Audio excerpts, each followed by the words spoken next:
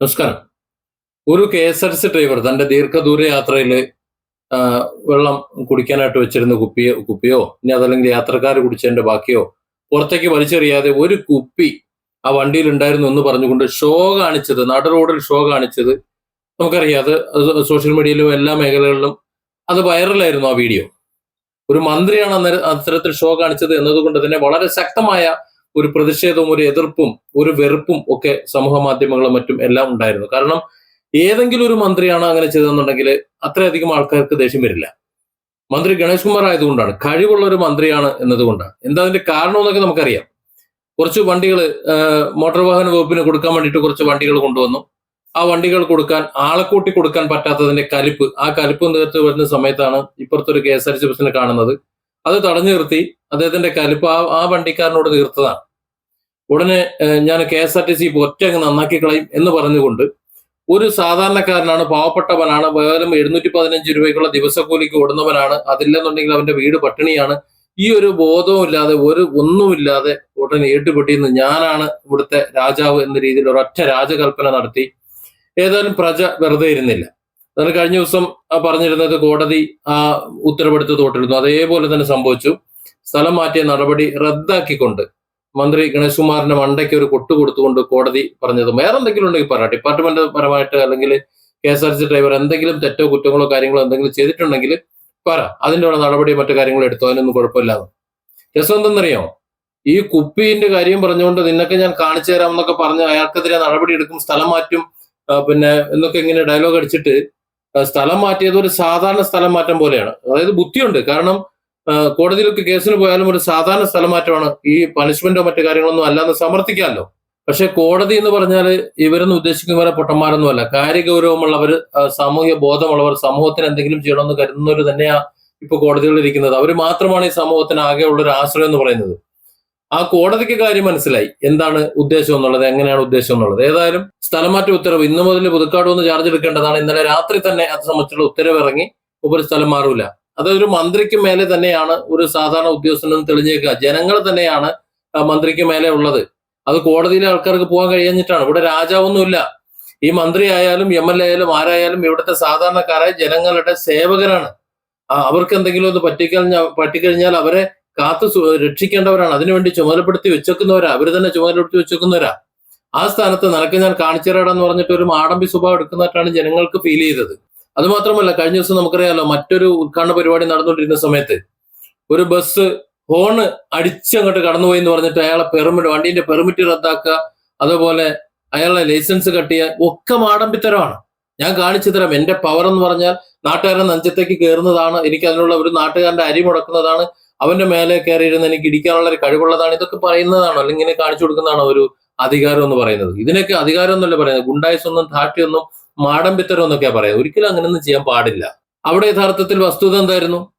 അവിടെ പെട്ടെന്ന് വണ്ടി വന്നു, അയാൾ ജസ്റ്റ് ഒരു ഹോൺ അടിച്ചു. പക്ഷെ ഹോൺ ജാമായി പോയി. പിന്നെ ഹോൺ നിൽക്കണ്ടേ? പിന്നെ എത്രയും പെട്ടെന്ന് അവിടെ നിന്ന് മാറി പോകാനാ അദ്ദേഹം നോക്കിയത്. അവിടെ നിന്ന് വേഗം എങ്ങോട്ടെങ്കിലും പോയി. പിന്നെ ബന്ധപ്പെട്ട ഉദ്യോഗസ്ഥന്മാരോ മറ്റ് പണിക്കാരോ ആരൊക്കെയോ വന്നിട്ട് അതിന്റെ വയറൊക്കെ വലിച്ചു പൊട്ടിച്ചിട്ടാണ് ഹോണ് സ്റ്റോപ്പാക്കിയത്. അതുവരെ ഹോൺ അടിച്ചുകൊണ്ട് വന്നു.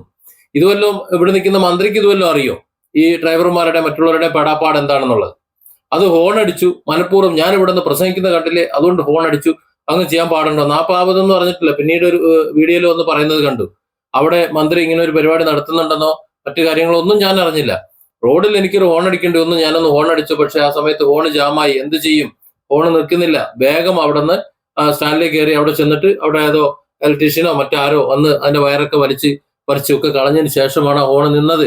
അതൊക്കെ സ്വാഭാവികമല്ലേ? ഇലക്ട്രോണിക്കൽ സാധനങ്ങൾ പെട്ടെന്ന് ഏത് നിമിഷമാണ് പോകുന്നതെന്ന് പറയാൻ പറ്റൂല. അപ്പൊ മെനഞ്ഞാന്ന് ഇടിയപ്പോ എന്റെ സോളാറിന്റെ കൺട്രോളർ അടിച്ചുപോയി, ഒരു ഫാനും പോയി, തൊട്ടടുത്ത വീട്ടില് സകല സാധനങ്ങളും പോയി. അവിടെ ഫാന്, അതേപോലെ റെഫ്രിജറേറ്റർ, അവരുടെ TV, പിന്നെ ഇതെല്ലാം പോരാഞ്ഞിട്ട് അവരുടെ മറ്റ് ഇൻവെർട്ടർ, അതെല്ലാം പോരാഞ്ഞിട്ട് അവരുടെ ചുമരും കൂടി നാശാവുന്ന വിധത്തിൽ വലിയ ഇടിവെട്ടൽ വെട്ടി. ഇതൊക്കെ സഹിക്കേണ്ടി വരൂലേ?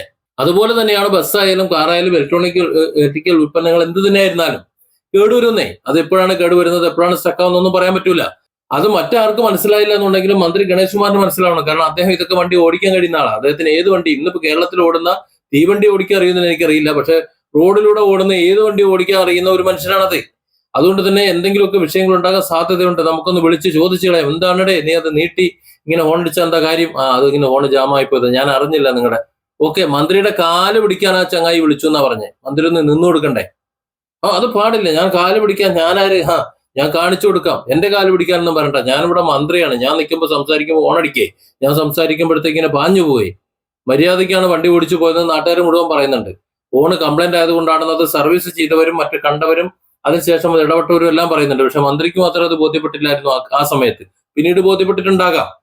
ഏതായാലും മന്ത്രിയാണ് എന്നുള്ളൊരു ബോധം വേണം.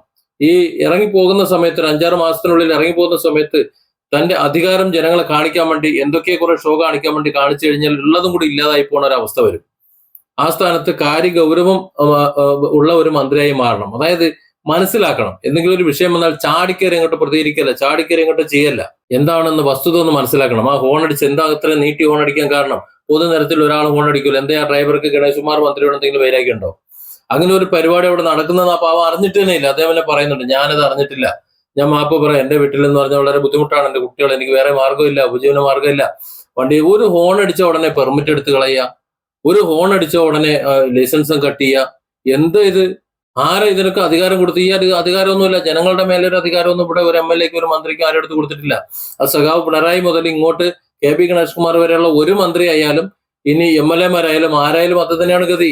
5 കൊല്ലം കഴിയുമ്പോൾ താഴെ ഇറങ്ങി വന്നിട്ട് ഈ പറയുന്ന രാജാക്കന്മാരുടെ മുന്നിൽ വോട്ട് ചോദിച്ചുകൊണ്ട് ഇങ്ങനെ എന്നെ ഒന്ന് കയറ്റണമെന്ന് പറഞ്ഞ് കൈകൂപ്പി നിൽക്കണം. ആ സമയത്ത് കൈകൂപ്പി നിന്ന ശേഷം അങ്ങോട്ട് വോട്ട് കുത്തി കയറി കഴിഞ്ഞാൽ പിന്നീടുള്ള 5 കൊല്ലം മുഴുവൻ ഈ വോട്ട് കുത്തിയവരെല്ലാം ഇവരുടെ മുന്നിൽ തമ്പ്രാ പറഞ്ഞുകൊണ്ട് കൈയും കൂപ്പി നിൽക്കണമെന്ന് പറഞ്ഞു കഴിഞ്ഞാൽ അത് കേട്ടാലും അത് സപ്പോർട്ട് ചെയ്യാനും കുറച്ച് ബുദ്ധിമുട്ടുണ്ട്. ഏതായാലും കഴിവുള്ള ഒരാൾ ഇങ്ങനെ കാണിക്കുമ്പോഴത്തേക്ക് ഒരുപാട് പ്രയാസമുണ്ട്. ഒരിക്കലും അത് ചെയ്യാൻ പാടില്ല. നല്ല കഴിവുള്ള മന്ത്രിയാണ്, ഒരുപാട് കാര്യങ്ങൾ ചെയ്ത ആളാണ്.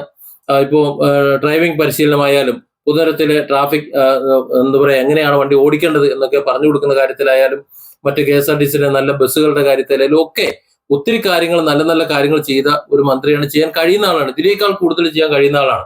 നമ്മുടെ കഴിഞ്ഞ വീഡിയോകളിലൊക്കെ പറയുന്നത് പോലെ കാലും കഴുത്തും ഒക്കെ കെട്ടപ്പെട്ടിട്ടിരിക്കുകയാണ്. സ്വതന്ത്രമായിട്ട് അദ്ദേഹത്തിന് ഒരുപാട് കാര്യങ്ങൾ ചെയ്യാൻ പറ്റുന്നില്ല, സർക്കാരിന്റെ നയം കൊണ്ട് ചെയ്യാൻ പറ്റുന്നില്ല, അതെല്ലാവർക്കും അറിയാം. ബാക്കിയുള്ള കാര്യങ്ങളൊക്കെ അവിടെ കിടക്കട്ടെ. അപ്പൊ അത്തരത്തിലുള്ള കഴിവും പ്രാപ്തിയുള്ള ഒരു മന്ത്രി ഇത്തരത്തിൽ സാധാരണക്കാരായ സാധുക്കളുടെ മണ്ടയിൽ കയറി തിണ്ടുമുടുക്ക് കാണിച്ചുകൊണ്ട് അതാണ് തന്റെ അധികാരം എന്ന് മറ്റുള്ളവരെ ബോധ്യപ്പെടുത്താൻ ശ്രമിക്കുന്നത് ലജ്ജാവഹം എന്നേ പറയാൻ പറ്റുള്ളൂ. ഏതായാലും കോടതി ഈ മന്ത്രിയെ തേച്ചൊട്ടിക്കുമ്പോൾ, അതായത് മന്ത്രി നേരിട്ട് ഇടപെട്ട് കണ്ട സ്ഥലം മാറ്റിയത് എടുത്തിടുമ്പോൾ ഒരു സാധാരണക്കാരനും ഒരു മന്ത്രിയും തമ്മിലുള്ള ഒരു വ്യത്യാസം എന്താണ് എന്ന്, അല്ലെങ്കിൽ മന്ത്രി ആരാണ് എന്ന് കോടതി പറഞ്ഞു കൊടുക്കുന്നുണ്ട്. അതെങ്കിലും നമ്മുടെ മന്ത്രി ഒന്ന് മനസ്സിലാക്കിയാൽ നല്ലത്. Different angles. Don't forget to subscribe and support this channel.